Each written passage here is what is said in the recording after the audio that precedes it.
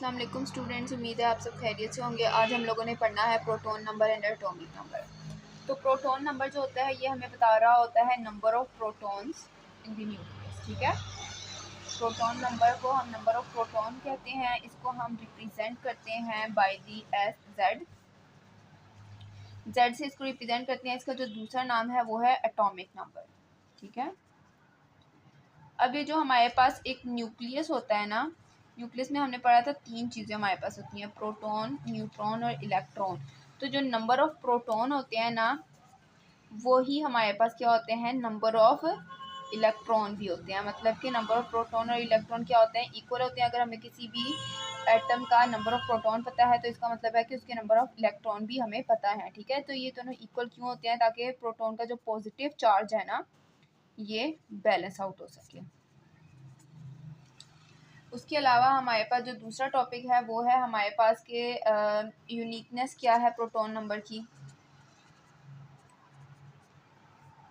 तो हमारे पास हर एटम जो होता है ना, ईच एटम उसका डिफरेंट प्रोटॉन है। ठीक है, आप कभी ये नहीं देखोगे कि दो एटम्स का सेम प्रोटॉन नंबर होगा। ठीक है, ऐसा नहीं होता है, हर एक का यूनिक अपना प्रोटॉन नंबर होता है। ठीक है, और उस प्रोटॉन नंबर की वजह से ना आपने पीरियोडिक टेबल देखा होगा कि प्रोटॉन नंबर या फिर एटॉमिक नंबर के बेस पे हमारे पास पीरियोडिक टेबल में उसकी अरेंजमेंट्स हुई होती है। ठीक है, ये यूनिकनेस है।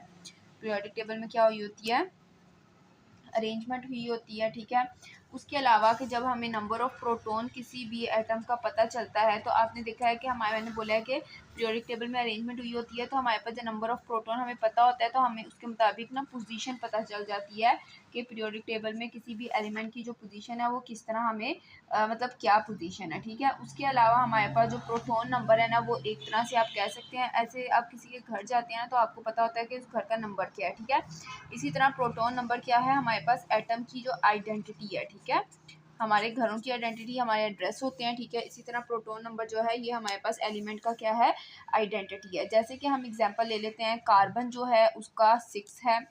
उसके अलावा सोडियम जो है हमारे पास, सोडियम जो है वो हमारे पास 11 है। ऑक्सीजन जो है वो हमारे पास 8 है। ठीक है, नाइट्रोजन जो है ये हमारे पास 7 है। ठीक है, हर एक का आप देख सकते हैं कि डिफरेंट प्रोटॉन नंबर है, किसी का भी सेम नहीं है। ठीक है, अगर कहीं पर बात की जा रही है कि प्रोटॉन नंबर 6 है तो हमें पता चल जाएगा यहाँ पर कार्बन की बात हो रही है, हम ये नहीं कह सकते वहाँ ऑक्सीजन की बात हो रही है। जहाँ प्रोटॉन नंबर 8 की बात होगी वहाँ ऑक्सीजन की बात हो रही होगी। ठीक है, अब हम लोगों ने पढ़ लिया proton number and atomic number. दूसरा हमारे पास एक और होता है न्यूक्लियन नंबर या फिर एटॉमिक मास। ठीक है, ज़्यादातर जो आप नाम सुनोगे ना वो एटॉमिक मास ही सुनोगे।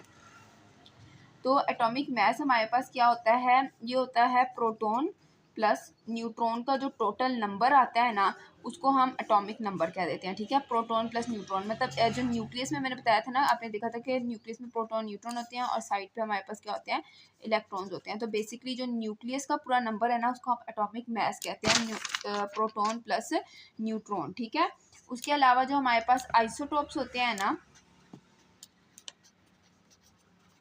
आइसोटॉप्स, ये हम लोगों ने पीछे भी एक बार टॉपिक में पढ़ लिया था आइसोटॉप्स क्या होता है, लेकिन यहाँ पर भी मैं बता देती हूँ कि आइसोटॉप्स वो होते हैं जिसमें हमारे पास एक ही एटम के डिफरेंट न्यूट्रॉन नंबर होता है। ठीक है, मैंने बताया था एक एटम का प्रोटॉन नंबर सेम होगा, ऑब्वियसली उसका इलेक्ट्रॉन नंबर भी सेम होगा। ठीक है, मतलब एक एटम का प्रोटॉन जो होता है वो चेंज नहीं होता है तो उसके इलेक्ट्रॉन भी चेंज नहीं होंगे। ठीक है, तो क्या चीज़ चेंज हो सकती है, न्यूट्रॉन चेंज हो सकता है। ठीक है, तो डिफरेंट न्यूट्रॉन, एक ही एलिमेंट के जब डिफरेंट न्यूट्रॉन आएंगे ना, तो वो हम कहेंगे कि वो उसका आइसोटॉप है। ठीक है, जैसे कि कार्बन जो है ना, हमारे पास कार्बन के बहुत ज़्यादा आइसोटॉप्स हैं। ठीक है, ऑलमोस्ट 7 to 8 आइसोटॉप्स कहे जाते हैं कि कार्बन के हैं। ठीक है, तो ये क्यों है, क्योंकि कार्बन का प्रोटॉन और इलेक्ट्रॉन तो सेम होगा लेकिन उसके जो न्यूट्रॉन होंगे ना वो डिफरेंट हो जाएंगे। ठीक है, तो हमारे पास आ जाती है रेडियो एक्टिविटी। लास्ट टॉपिक है रेडियो एक्टिविटी का।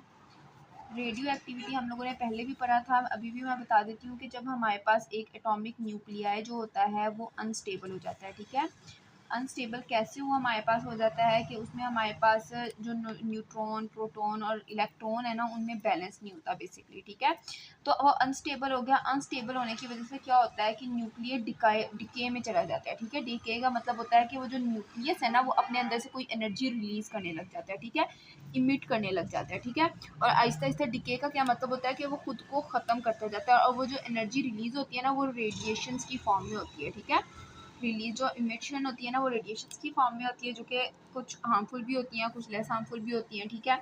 और इसमें हमारे पास क्या हो जाता है कि जब वो रेडिएशंस निकलती हैं ना तो हमारे पास क्या होता है कि एक आइसोटॉप बन जाता है। फॉर एग्जाम्पल कार्बन जब अनस्टेबल फॉर्म में चला जाएगा, ठीक है, तो हमारे पास कार्बन की अनस्टेबल फॉर्म में जो बाकी चीज़ें बनेंगी ना उसकी रेडिएशंस रिलीज या डिके प्रोसेस के बाद उसके जो दूसरे एलिमेंट्स बनेंगे उनको हम आइसोटॉप्स कह देंगे, ठीक है। वो क्यों होता है कि न्यूक्लियर फोर्सेज जो होती है ना, नॉर्मल में तो न्यूक्लियर फोर्सेज जो होती है ना प्रोटॉन न्यूट्रॉन के दरमियान में और प्रोटॉन इलेक्ट्रॉन के दरमियान में बहुत स्ट्रॉन्ग होती हैं, ठीक है। लेकिन आइसोटॉप्स में वो अनस्टेबल हो जाती हैं, ठीक है, बैलेंस आउट नहीं रहती हैं, ठीक है, वो अनबैलेंस हो जाती हैं, ठीक है। अब जो डिको प्रोसेस है उसमें दो तरह की इमिशन होती हैं। अगर हमारे पास न्यूट्रॉन इमिट होगा ना, जो रेडिएशन मैंने बताई है, ये रिलीज बताया, अगर हमारे पास न्यूट्रॉन इमिट होगा तो वह हमारे पास सेम एलिमेंट का अनदर आइसोटोप बन जाएगा, ठीक है, सेम एलिमेंट का अनदर आइसोटोप बन जाएगा। लेकिन यही अगर हमारे पास प्रोटॉन इमिट होगा या रिलीज होगा तो हमारे पास वो हो जाएगा डिफरेंट एलिमेंट का आइसोटोप, ठीक है, डिफरेंट एलिमेंट बन जाएगा या उसका आइसोटॉप बन जाएगा, ठीक है। तो ये हमारे पास जो है ये न्यू बात थी जो हम लोगों ने अभी इस टॉपिक में पढ़ी है। यूरेनियम 238 हमारे पास सॉरी एक एग्जांपल है, ठीक है। इसका जो रेडिएक्टिव आइसोटॉप है ना ये डिके होता है स्टेबल लेड में, ठीक है, मतलब ये जब अनस्टेबल हो जाता है तो ये एक स्टेबल लेड में कन्वर्ट हो जाता है, ठीक है।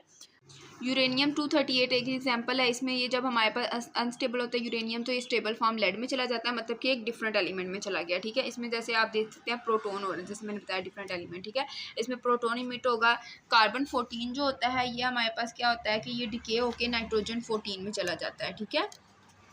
ये खुद अनस्टेबल हुआ है तो एक स्टेबल फॉर्म में नाइट्रोजन 14 में चला गया है। इसमें भी हमारे पास क्या हो रहे हैं, प्रोटोन ही हो रहे हैं, ठीक है, क्योंकि जिसमें हमारे पास डिफरेंट एलिमेंट बन जाता है वो प्रोटोन होता है, ठीक है। लेकिन जिसमें हमारे पास अनदर आइसोटॉप सेम ही एलिमेंट का बनता है ना, जैसे कार्बन के ज़्यादातर जो होते हैं वो आइसोटॉप्स बनते हैं तो उसमें न्यूट्रॉन रिलीज हो रहा होता है, ठीक है। उसमें हमारे पास दिया हुआ है मैस नंबर हमारे पास है 35, ठीक है, और एटॉमिक नंबर जो है वो हमारे पास आया है एग्जाम्पल 3.1 है जिसमें मैस नंबर 35 है, एटॉमिक 17 है और एटॉमिक नंबर को हम प्रोटॉन नंबर भी कहते हैं, तो आपने इस बात को नहीं भूलना है, ठीक है।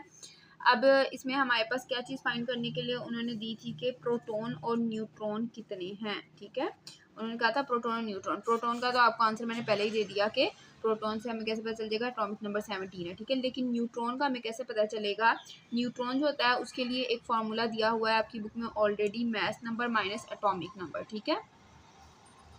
मैथ नंबर एटॉमिक नंबर को जब माइनस करेंगे तो हम वैल्यूज पुट करते हैं 35 माइनस 17 आ जाता है, तो हमारे पास जो आंसर आएगा वो आपका क्या होगा, सॉल्यूशन होगा, ठीक है। तो आज का ये हमारे पास क्लास ख़त्म होती है। अगर आपको किसी चीज़ की समझ नहीं आ रही तो मुझे मैसेज करके या फिर कमेंट सेक्शन में बताएं। मेरी वीडियोस को ज़्यादा से ज़्यादा लाइक करें, सब्सक्राइब करें, अपने फ्रेंड्स तक पहुँचाएँ ताकि उन्हें भी मेरी वीडियो से फ़ायदा हो।